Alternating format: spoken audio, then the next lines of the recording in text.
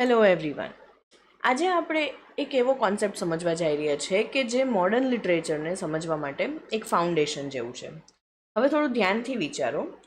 હિસ્ટ્રીમાં કેટલાય એવા નેશન્સ છે કે જે ગ્રેજ્યુઅલી પાવરફુલ બન્યા અને બીજા રિજન્સ ઉપર એમનું ઇન્ફ્લુઅન્સ અને કંટ્રોલ એસ્ટાબ્લિશ થયું. આ પ્રોસેસને એક્સપ્લેન કરવા માટે બે ઇમ્પોર્ટન્ટ ટર્મ્સ છે. કઈ કઈ? ઇમ્પિરિયલિઝમ અને કોલોનિયલિઝમ. હવે આ બે જે ટર્મ્સ છે એને ઘણી વખત લોકો સેમ સમજે છે, એવું માને છે કે સેમ છે, પણ એકેડેમિક લેવલ ઉપર આ બે જે છે એ સેમ છે એવી એક્યુરેટ અન્ડરસ્ટેન્ડિંગ નથી. ઇમ્પિરિયલિઝમ અને કોલોનિયલિઝમ વચ્ચે એક ઇમ્પોર્ટન્ટ ડિફરન્સ છે કે જે સમજવું બહુ જરૂરી છે. હવે ઇમ્પિરિયલિઝમ શું છે? It focuses on expansion of આઈડિયોલોજીનું એક્સપેન્શન છે. અને બીજી બાજુ આપણે જોઈએ તો કોલોનિયલિઝમ જે છે એ આ જ આઈડિયોલોજીનું એકચ્યુઅલ ઇમ્પ્લિમેન્ટેશન છે, કે જ્યાં ટેરિટરી ઉપર કંટ્રોલ એસ્ટાબ્લિશ થાય છે. આ બેઝિક ફ્રેમવર્ક આજે આપણે થોડી ડિટેલમાં સમજશું. હવે એક નેચરલ ક્વેશ્ચન આવે છે કે જો આ બંને અલગ છે તો લોકો એને સેમ શું કામે સમજે છે? કારણ કે હિસ્ટ્રીમાં ઘણી વખત આ બે પ્રોસેસ છે એ સાથે સાથે ચાલે છે, પેરેલલી ચાલે છે.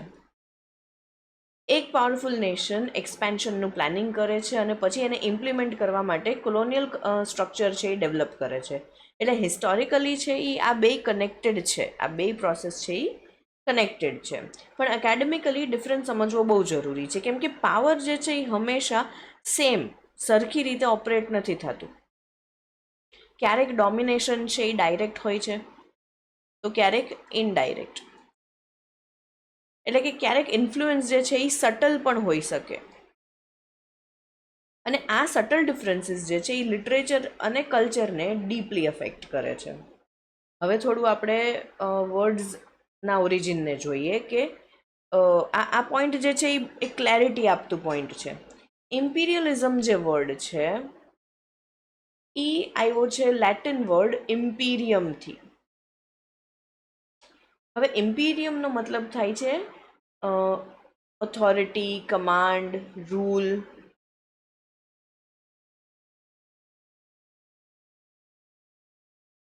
આથી સમજાય છે આપણને કે ઇમ્પિરિયલ થિંકિંગમાં એક ટેન્ડન્સી હોય છે ટુ એક્સપાન્ડ ધ પાવર.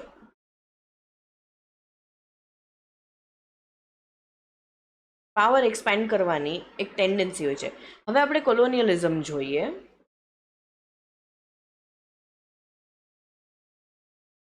તો કોલોનિયલિઝમ જે છે આ વર્ડ લેટિન વર્ડ કોલોનિયામાંથી આવ્યો છે.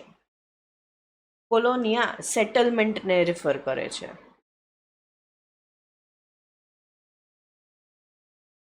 એનો મતલબ થાય છે કે લોકો નવી જગ્યા ઉપર જઈને સેટલ થાય અને સિસ્ટમ એસ્ટાબ્લિશ કરે.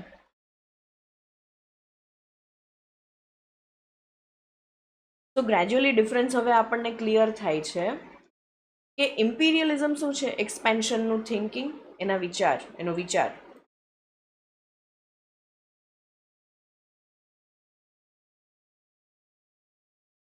અને કોલોનિયલિઝમ શું છે? એની ગ્રાઉન્ડ રિયાલિટી. એક્સપેન્શનની ગ્રાઉન્ડ રિયાલિટી. આ જે રિલેશન છે એ સમજવું બહુ ઇમ્પોર્ટન્ટ છે. હવે આપણે થોડું ડીપર લેવલ ઉપર જોઈએ કે કોલોનિયલ સિસ્ટમમાં ડોમિનેશન છે એ વિઝિબલ હોય છે.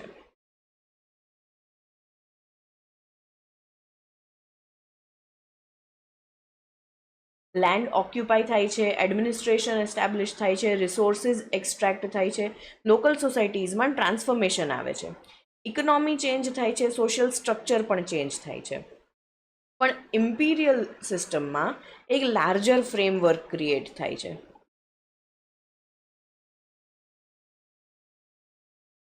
કે જેમાં બધું જસ્ટિફાય થાય. અહીંયા એક ઇમ્પોર્ટન્ટ પોઈન્ટ સમજવો હવે જરૂરી છે કે પાવર ઘણી વખત નોલેજ અને રિપ્રેઝન્ટેશન દ્વારા પણ ઓપરેટ કરે છે.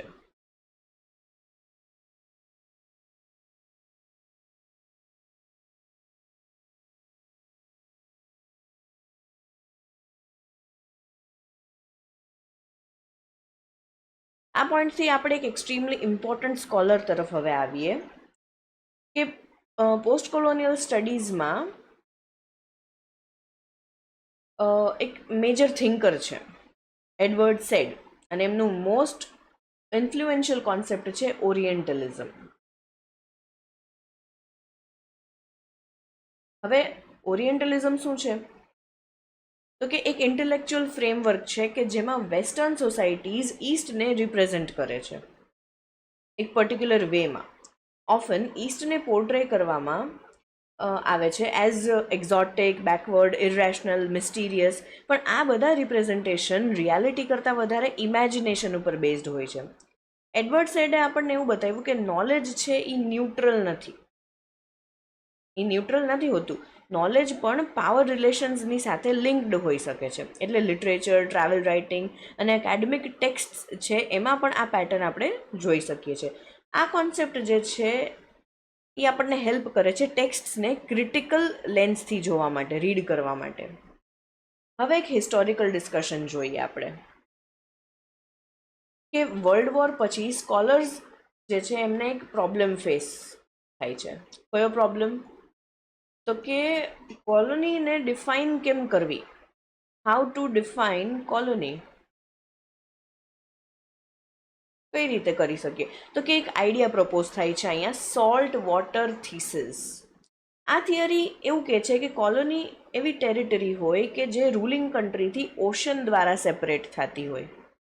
એ તમે આ ડાયગ્રામમાં જોઈ શકો છો. આ વસ્તુ આ પિક્ચર છે એમાં જોઈ શકો છો. પણ આ જે આઈડિયા છે ઇનિશિયલી લોજિકલ લાગતું હતું, પણ પછી સ્કોલર્સને એવું લાગ્યું કે આ ડેફિનેશન છે ને એ લિમિટેડ છે, કારણ કે ડોમિનેશન ઘણી જગ્યાએ સેમ કોન્ટિનેન્ટ ઉપર પણ થતું હતું.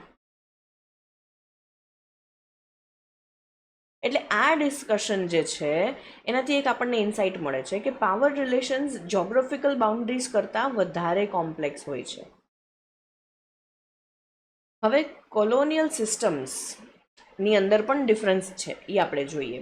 જે ફર્સ્ટ ટાઈપ છે સેટલર કોલોનિયલિઝમ. એ શું કહે છે? તો કે અહીંયા સેટલર્સ જે છે એ લાર્જ નંબર્સમાં આવીને નવી જગ્યા ઉપર જઈને સેટલ થાય છે. ગોલ એવો હોય છે કે ન્યૂ સોસાયટી, એટલે કે એક નવું સમાજ એસ્ટાબ્લિશ કરવું, ક્રિએટ કરવી એક નવી સોસાયટી. આ પ્રોસેસમાં ઓરિજિનલ પોપ્યુલેશન જે છે એને ડિસ્પ્લેસમેન્ટ ફેસ કરવું પડે છે, એને એક્સપિરિયન્સ કરે છે. હવે સેકન્ડ ટાઈપ છે એક્સપ્લોઇટેશન કોલોનિયલિઝમ. અહીંયા મેઇન ફોકસ જે છે એ સેટલમેન્ટ નથી હોતું. ફોકસ શું હોય છે? Resources, labour, economic profit. હવે એડમિનિસ્ટ્રેશન મેન્ટેન થાય છે, પણ ઓબ્જેક્ટિવ શું છે? એક્સટ્રેક્શન. આ ડિફરન્સ છે એ વર્લ્ડની ઘણી મોડર્ન રિયાલિટીઝને એક્સપ્લેન કરે છે.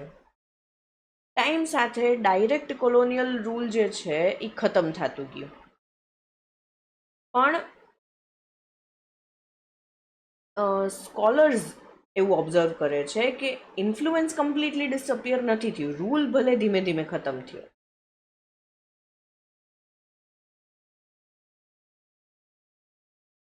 હવે અહીંયાથી એક નવો કોન્સેપ્ટ આવે છે ન્યો કોલોનિયલિઝમ. ન્યો કોલોનિયલિઝમમાં શું હોય છે? કંટ્રોલ છે એ કેવું હોય છે? સટલ, ડાયરેક્ટ રૂલ નથી હોતું, પણ ઇન્ફ્લુઅન્સ છે એ કન્ટિન્યુ થાય છે through the economic systems, trade networks, global institutions. એટલે કે ડોમિનેશન છે એ વિઝિબલ નથી હોતું, પણ ઇફેક્ટિવ હોય છે. આ મોડર્ન વર્લ્ડને સમજવા માટે બહુ ઇમ્પોર્ટન્ટ છે. હવે લાસ્ટમાં આપણે બે ઇમ્પોર્ટન્ટ કોન્સેપ્ટ્સ જોઈએ. પહેલું છે અધરિંગ. અધરિંગમાં ડોમિનન્ટ કલ્ચર એ શું કરે છે?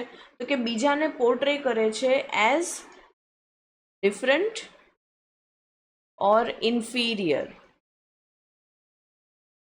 અને આનાથી શું થાય છે? હાયરાર્કી ક્રિએટ થાય છે અને આ હાયરાર્કી ડોમિનેશનને જસ્ટિફાઈ કરે છે. હવે એના પછીનો સેકન્ડ કોન્સેપ્ટ છે આવે છે હાઇબ્રિડિટી. આ કોન્સેપ્ટ છે it is associated with the thinker Homi K Bhabha. હાઇબ્રિડિટીનો મતલબ થાય છે કલ્ચરલ મિક્સિંગ.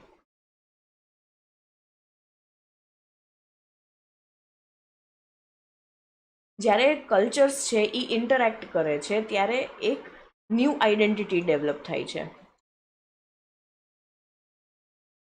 એટલે કે not purely one culture, not purely another culture, પણ એક હાઇબ્રિડ ફોર્મ.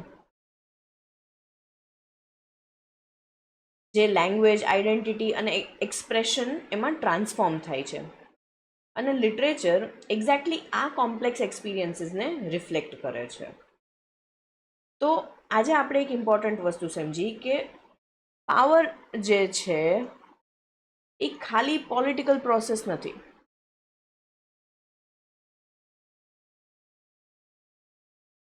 પણ પાવર છે એ નોલેજમાં પણ હોય છે, રિપ્રેઝન્ટેશનમાં પણ હોય છે, કલ્ચરમાં પણ હોય છે. અને લિટરેચર આ બધા પ્રોસેસીસને સમજવામાં આપણને હેલ્પ કરે છે. અહીંયાથી રિયલ એકેડેમિક રીડિંગ જે છે એ સ્ટાર્ટ થાય છે.